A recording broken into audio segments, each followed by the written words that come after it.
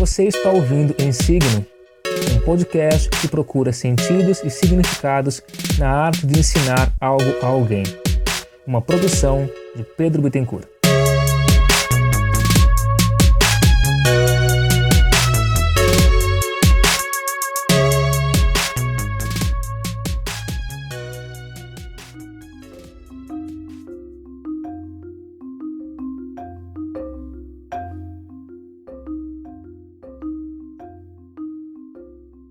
Algumas semanas atrás, no episódio 16 de Em Signo, a gente conversou um pouco a respeito das férias escolares. Eu mencionei que nesse período, professores da rede particular de ensino costumam enviar currículos por aí, uma vez que algumas escolas trocam o seu quadro de funcionários nessa época do ano e boas oportunidades talvez possam aparecer. Então, isso meio que já faz parte da minha rotina anual. Aí, nesses períodos, eu costumo mergulhar numa reflexão profunda a respeito do meu trabalho. Eu penso em como que ele está sendo feito, como que ele poderia ser aprimorado, quais os caminhos que eu já segui e como eu poderia apresentar para outras pessoas o que eu produzi até então. Eu procuro por referências em diversas fontes, desde a literatura acadêmica até blogs de design gráfico. Eu vejo o que outros professores e profissionais da educação estão fazendo. Eu quero entregar sempre o melhor produto possível. Afinal, eu tenho que mostrar para os meus futuros empregadores o que eu sou capaz de fazer. Mas parece que essa tarefa não é tão simples assim. A minha proposta nesse episódio não é contar como que eu me tornei um expert na arte de confeccionar currículos e colecionar sucessos de entrevista de emprego. A realidade, infelizmente, passa bem longe disso. Eu quero apenas compartilhar com você, colega ouvinte, algumas coisas que eu acho que eu aprendi nesse processo. E, como sempre, aprender cada vez mais, eu espero poder contar com a sua participação.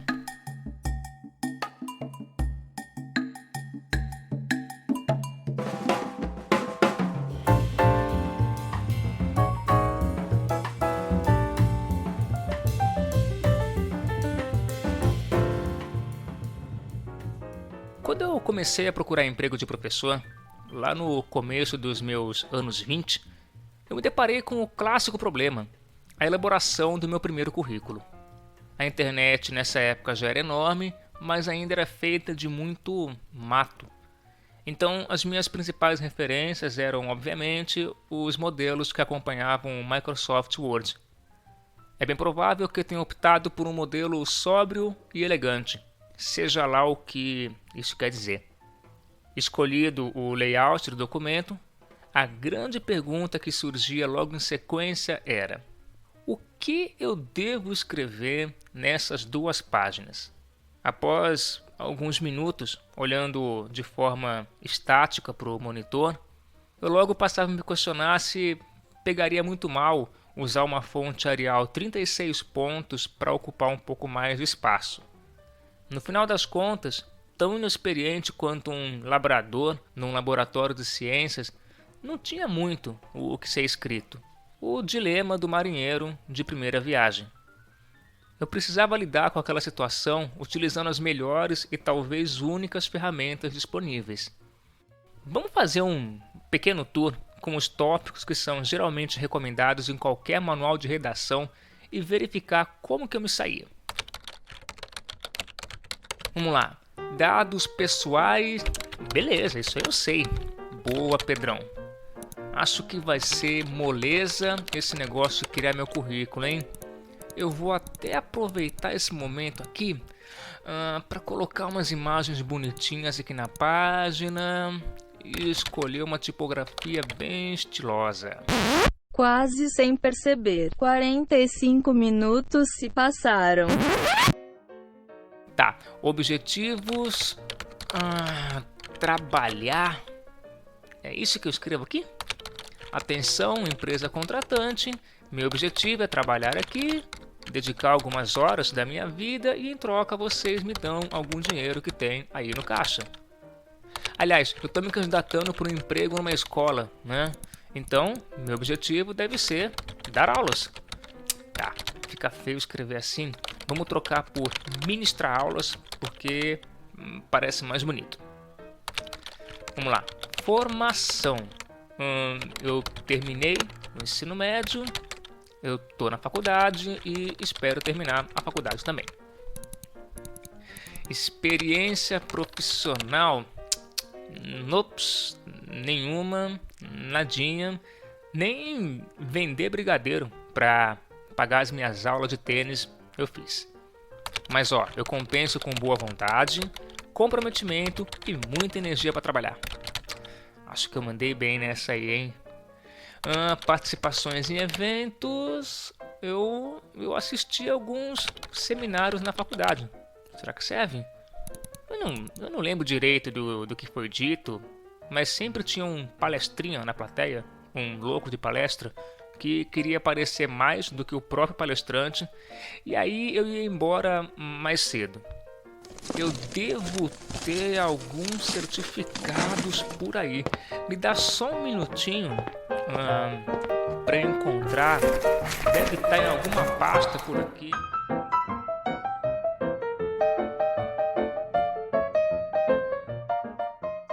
Além desses tópicos gerais, também tinha algumas sugestões de temas adicionais para um currículo.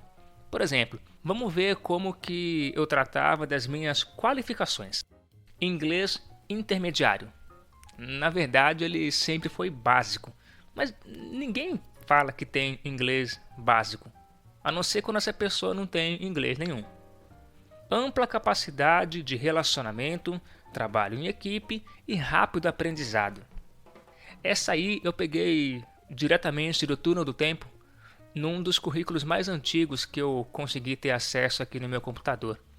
E é também mais uma frase de efeito, um clichê que não significa nada, e eu tenho certeza absoluta de que isso foi sumariamente ignorado por todas as pessoas que leram esses meus currículos. Pacote Office completo. Meu Deus do céu, quem é que se importa com isso? Sério, eu não estou me candidatando para uma vaga na secretaria da escola, por exemplo. Que diferença faz se eu sei trabalhar com editor de texto ou com um aplicativo de planilhas? Na verdade, até que faz uma boa diferença. Mas eu trato melhor desse assunto mais adiante.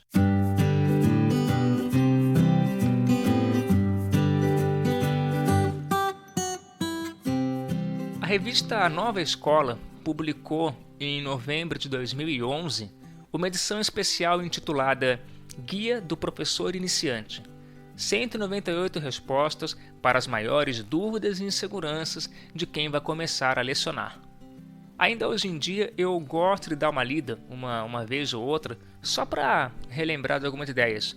E é claro, talvez me martirizar um pouco nesse processo, pensando mais uma vez em como eu estou fazendo tudo errado. No primeiro capítulo, os dilemas do começo, são fornecidas sugestões para a confecção de um bom currículo, muito parecido com aquilo que a gente já abordou até aqui. A revista sugere, por exemplo, adicionar uma seção Outras Experiências, citando, abre aspas, atividades não diretamente ligadas à educação, mas relevantes porque são relacionadas à criança. Por exemplo, animação de festas infantis, participação em grupo de teatro, trabalho voluntário ou não em ONGs e vivência no Brasil ou no exterior como babá. Fecha aspas. Nada, eu nunca animei festa, cuidei de criança ou saí do país, nem mesmo para fritar um mísero hambúrguer nos Estados Unidos. Mas eu atuo com as séries finais do ensino fundamental e com o ensino médio, então eu acho que essa sugestão aí não parece que é muito voltada para o meu caso. Ainda de acordo com a revista, abre aspas, uma boa saída para compensar a falta de prática é dar ênfase aos pontos fortes da formação. A graduação em uma instituição de credibilidade e prestígio ajuda muito a se destacar nessa hora. Fecha aspas. No começo da minha carreira, eu acho que isso deve ter feito diferença. Atualmente já não me parece continuar relevante. Afinal, eu deveria sair desse meu congelamento temporal e voltar urgentemente a estudar. mas não vamos falar sobre isso agora, né? Nesse mesmo tópico, a matéria continua, dizendo que, abre aspas, hoje em dia, leva vantagem quem tiver grande afinidade com a tecnologia, seja por meio de cursos ou por interesse pessoal e iniciativa própria, fecha aspas. Eu gosto de acreditar que, nesse ponto, eu posso me sair bem. Lidar com computadores, tecnologia e internet sempre foi uma paixão pessoal. Durante muito tempo, eu cogitei a possibilidade de atuar como programador, chegando inclusive a procurar emprego nessas áreas. Mas as entrevistas foram vergonhosas, porque eu claramente não tinha os conhecimentos que eram necessários para aquelas vagas em que eu estava me candidatando. Eu era apenas o famoso micreiro. Na área de educação, essa familiaridade com a tecnologia sempre me trouxe bons frutos. Eu tive a oportunidade de preparar aulas melhores usando aplicações gráficas para criar apresentações visuais mais eficientes. Eu me tornei uma pessoa mais organizada, escaneando e arquivando quase todos os meus documentos escolares para consultar futuramente. E eu pude colaborar com as escolas onde eu trabalhei, analisando dados e gerando relatórios, usando todos os poderes de planilhas e de formulários. Então, eu acho que é mais do que evidente que isso deve constar como uma qualificação e pode sim fazer diferença numa entrevista de emprego. Passados pouco mais de 10 anos, eu trabalhei em algumas escolas e acumulei experiências que valiam a pena de constarem no currículo. Eu não era mais um novato. Eu já tinha, portanto, o que apresentar para os meus futuros contratantes. Mas ainda tinha uma pequena pulga atrás da orelha. Será que eu estou contando essa história do jeito certo?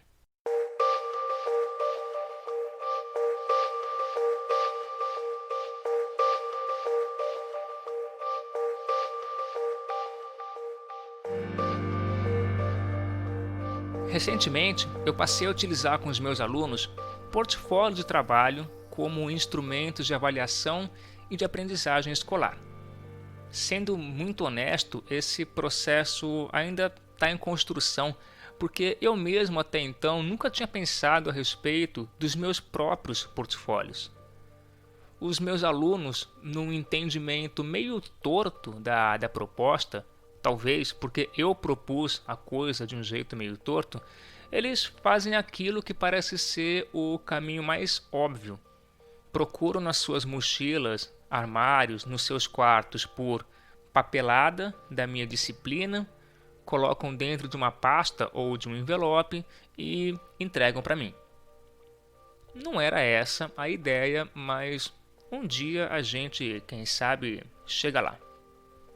No episódio 14, quando eu dava conselhos para mim mesmo, na época da graduação, eu mencionei a minha pouca habilidade, minha quase nenhuma habilidade em preparar planos de aula. Eu mencionei também que em algumas seleções para cargos de professor, me solicitaram esses planos de aula, além de outros documentos, tipo o currículo, histórico escolar, diplomas, certificados e etc. Então, parece que isso aí é o início de um portfólio de trabalho. De um modo completamente incidental, dentro das leituras que o Medium costuma dar para mim, eu tropecei em duas publicações que vão de encontro a esse tema, e eu vou deixar elas linkadas no post que acompanha esse episódio. Em uma delas, Rachel Rank, eu não sei falar esse nome, me desculpa Rachel se você estiver ouvindo aí, perdão, tá? Enfim, ela oferece argumentos ensinando a si mesma a ensinar. Essencialmente, a proposta desse artigo é refletir a respeito do seu primeiro ano como professora universitária assistente. Dentre os conselhos que ela apresenta, a quinta e última grande ideia é a construção de um portfólio escolar. De acordo com a autora, esse instrumento permite que ela olhe para sua produção e reflita a respeito dela, podendo então agir no futuro. Também pode ser útil quando ela quiser se candidatar para outros cargos, demonstrando a sua eficácia como professora e apresentando aquilo que ela considera que são os seus melhores trabalhos. Em outra publicação, Lisanne Schmidt, eu acho que é assim que se pronuncia, perdão Lisanne, ela nos conta como produziu o seu portfólio dos sonhos. Através das fotos que ela apresenta para a gente no artigo, a gente pode perceber como que a autora lidou muito bem com a separação do material em categorias que descrevem o seu trabalho. Ela nos indica quais itens são essenciais para explicar as suas filosofias de ensino, as suas melhores qualidades e as suas características como professora. De acordo com a autora, esse tipo de apresentação dos dados amplia a sua chance de ser contratada. Eu achei fascinante o seu senso estético e a sua organização. Isso sim que é storytelling. E aí, amigo, quando eu percebi já era tarde demais. Eu estava empolgadaço e precisava de um portfólio também para chamar de meu. Assim, nessa tentativa de redesenhar o meu currículo e contar direito a minha história, explicando melhor as minhas habilidades e qualidades profissionais, eu passei alguns dias construindo o meu próprio portfólio de trabalho. Eu só não imaginava que essa seria uma atividade tão demorada, dolorida e difícil. Foram quase 5 dias de trabalho. Eu tive alguns problemas técnicos no processo, o meu computador trava com frequência, mesmo que nada esteja sendo feito. Mas, deixando a parte computacional de lado, eu também levei um certo tempo para decidir o layout do documento. Como eu não tenho um processo adequado para fazer essas coisas, já que, afinal, eu não sou designer nem nada do tipo, eu acabava indo e voltando muitas vezes nas minhas decisões, o que contribuiu para essa demora toda. Mas, com certeza, o que mais tomou tempo acabou sendo a seleção dos materiais. Essa seleção, além de demorada, foi dolorida, porque eu fui obrigado a revisitar o passado e, nesse processo, constatar como que certas coisas mudaram demais, enquanto que outras permanecem exatamente as mesmas. Perceber como eu tinha energia para encarar desafios, buscar soluções para os problemas, inovar em estratégias de ensino. Eu encontrei esboços de projetos que eu nunca iniciei, documentação de propostas que não foram finalizadas e uma série de outras anotações de ideias. Mas assim, sendo um pouco mais justo comigo, um pouco mais otimista, também encontrei uns trabalhos que foram concluídos e bem-sucedidos e eu fiquei muito feliz em poder lembrar deles. Nesse meio tempo surgiu uma outra dor incidental, né? Eu tropecei em fotos e vídeos de coisas muito pessoais. Minha gata ainda é filhotinho, as casas em que eu morei, pessoas que eu conheci e já perdi o contato. Não era isso o que eu tinha em mente quando eu pensei, bora lá, vamos fazer o nosso portfólio. E aí saí procurando os melhores exemplos dos meus melhores trabalhos, mas enfim, escolher esses materiais se mostrou muito difícil por 2 motivos. O que colocar e como provar que eu fiz determinadas coisas.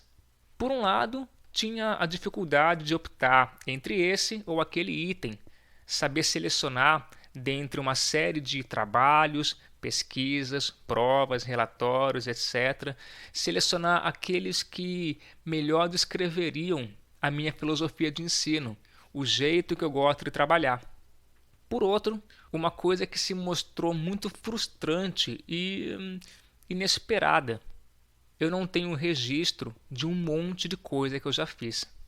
O que nos leva ao próximo e último tópico desse episódio.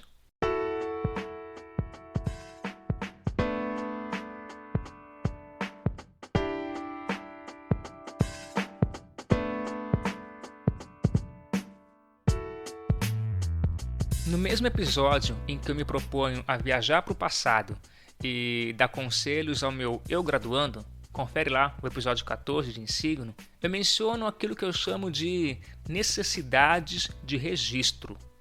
Eu não tenho documentos, fotos ou vídeos de atividades que eu realizei na época da faculdade. Esse registro eu acho que poderia ser muito útil para minha reflexão e melhoria da prática docente, hoje e sempre. Talvez isso ocorra porque eu não sou uma pessoa que tira fotos com frequência. O Instagram tá aí para provar isso, né? Ou quem sabe, durante a execução das atividades, eu estou muito ocupado analisando o que os alunos estão fazendo, se tudo está correndo conforme combinado, se ninguém está mutilando o coleguinha com um estilete, sei lá. De todo modo, eu não tenho tantas fotos quanto eu gostaria das diversas atividades realizadas ao longo desses 10 anos trabalhando. E aí eu me deparei com o seguinte problema. Eu não consigo provar para futuros empregadores que eu fiz e como que eu fiz alguma das coisas que eu digo ter feito. Uma série de gincanas de sala de aula, experimentos de laboratório, competições com protótipos que os alunos construíram. Nada. Tudo se perdeu no tempo e em breve também vai se perder nas memórias, inclusive. Seja como for, eu penso que eu preciso deixar de ser um pouco esse professor eremita que fica lá no seu canto matutando e observando apenas e me tornar um pouco mais o professor tiozão da galera, aquele que tira dezenas de fotos dos eventos enquanto os seus estudantes estão trabalhando. Mas esse pensamento já revela, meio sem querer, o meu próprio preconceito. Veja como que eu desqualifico esse tipo de profissional, chamando ele de tiozão, como se tivesse algo de negativo na idade, na experiência ou nesse comportamento levemente paternal. Parece que eu não aprendo com os meus erros, né? Mas a vida é essa eterna desconstrução. Às vezes eu fico com a impressão que professores não sabem fazer muita propaganda de si mesmos. No episódio 15 de Insigno, e acho que hoje eu já posso pedir música naquele programa dominical, de tanta referência que eu fiz a mim mesmo. Enfim, naquele episódio, falando um pouco a respeito da falta de colaboração entre nós, eu mencionei que a gente vive trancafiado nos nossos próprios mundinhos. A sala de aula é o terreno no qual a gente reina absoluto. Então passa-se a impressão de que a gente não tem que prestar contas para o mundo externo. E eu não estou dizendo prestar contas no sentido de se justificar ou de vigilância. Eu não tenho que provar para a direção ou para as famílias que eu estou de fato trabalhando. Eu me refiro a fazer propaganda mesmo. Mostrar que existe valor naquilo que está sendo construído. Dizer para a comunidade escolar: ei amigos, vejam aqui tudo aquilo que nós, alunos e professor, juntos fizemos. Apresentar que dentro da sala de aula existe um profissional preocupado, engajado com as suas múltiplas qualidades e aptidões. Novamente eu posso estar sendo leviano e generalista. Talvez seja apenas eu que não sei fazer propaganda do meu próprio trabalho. Isso me leva a um último ponto que me parece bastante pertinente. Eu estou incluindo no meu portfólio de trabalho minhas outras produções paralelas. Os meus vídeos, o podcast, o blog. Eu mantenho meu site pessoal há pouco mais de 6 anos, compartilhando as minhas criações e utilizando ele como plataforma de divulgação do meu trabalho. Inclusive, há pouco mais de um ano, eu passei a disponibilizar o meu currículo de forma online, numa tentativa de apresentar a minha trajetória profissional através de um visual mais atraente, fugindo um pouco do padrão. E aí, quem sabe, usar menos papel. Será que essa insistência em mencionar no currículo e no portfólio de trabalho toda a minha produção paralela, será que isso passa a impressão de que eu estou atirando para todos os lados, numa tentativa de atrair outros mercados? Não seria mais sensato eu segmentar o meu nicho de atuação, ou seja, me focar apenas naquilo que está diretamente relacionado ao dia a dia escolar?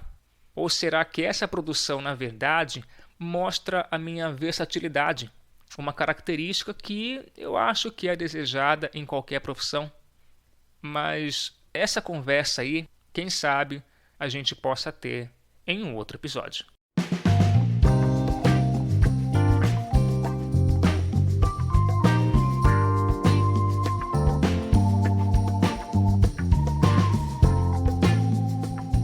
E aí, nobre colega, bacharel do conhecimento, douto da iluminação pessoal, como é que você tá? Essa é aquela parte do episódio que, sinceramente, eu acho que poderia ser descartada, né? Mas, sei lá, vamos imaginar que você gosta desse programa e quer ajudar ele a crescer. Você acha que aquilo que eu falo durante uns 15, 20 minutos vale a pena de ser ouvido por mais umas 6 pessoas? Você acredita que algum colega de trabalho, um parente ou parceiro do futebol poderia curtir aquilo que a gente conversa a cada 10 dias?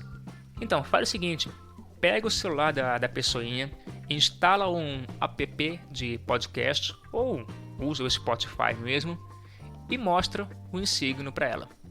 Eu não sei se essa pessoa vai gostar, né, de você pegando o celular dela e instalando coisa e tal. Pede antes, né? Pergunta, não seja um babaca. Eu percebi que eu nunca falo do meu site, ou se eu falo pouco. Então, acessa aí o meu site. É pedrobittencourt.com.br. É muito fácil. Aí, você dá uma navegada por lá, tem umas aulinhas de física, tem uns videozinhos também de física, tem um blog com algumas coisas e física. Confere lá o meu currículo, dá uma olhadinha no layout que eu claramente copiei de alguma pessoa mais capacitada. Enfim, mostra para as pessoas e aí depois você me diz o que elas acharam. Ou não, faz o que você quiser. Ali também tem outras maneiras de você entrar em contato comigo, se claramente você quiser. Mas por hoje chega, né? Eu vou lá dar banho no gato e a gente se vê, quem sabe, daqui uns 10 dias.